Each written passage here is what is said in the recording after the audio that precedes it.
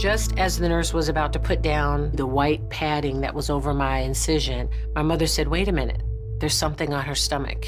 Looked like a mole." And my mother asked the nurse to call the doctor to come back, and she didn't want to. She said, "I am not going to call the doctor for what's going to turn out to be nothing." My mother said, "I'll call the doctor." I'll never forget, I was looking at my doctor and I raised the gauze and I just saw his face completely change. And when I looked down at my abdomen, the black dot was gone and there was a quarter-sized pustule.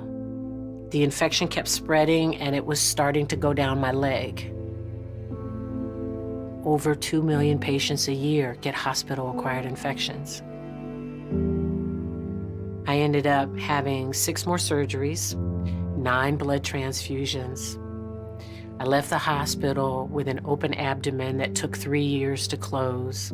My hospital, they were cited for being in violation of 5 state laws and 10 federal laws for unsanitary conditions in their operating rooms. It took me 10 years of almost weekly physical therapy to get back to a new normal life.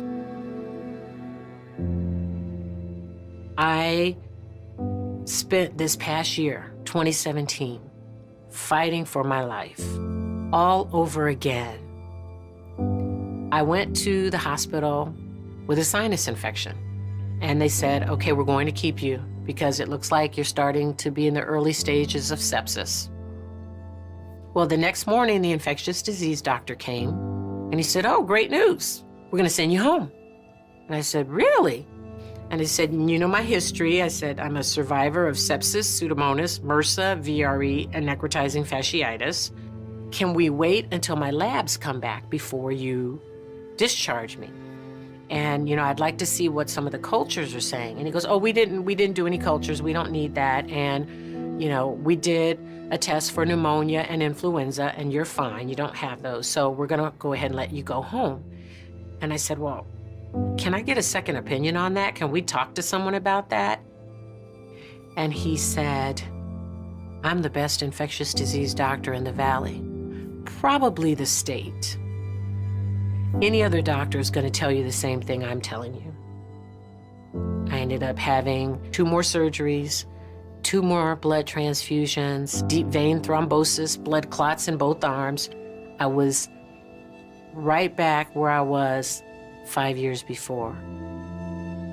And it really cemented for me the need to change the way we teach doctors, the way we treat doctors, the way they interact with patients and patients interact with them. We need to start sharing patient experience with our medical students, with our nursing students, so that they can get it from the horse's mouth. When you're building your house, your profession, you want to make sure that you build it on a solid foundation of patient safety. It's a major reason why we've seen 50,000 fewer preventable patient deaths in hospitals. And if you want to know what that means, ask Alicia Cole, who suffers the long-term effects of a hospital-acquired infection. You know, we've learned a lot in healthcare, and we're better than we were 10 years ago. We're doing great at talking about patient-centered care. We're doing great at talking about preventing errors. We've got to do better in the action of it.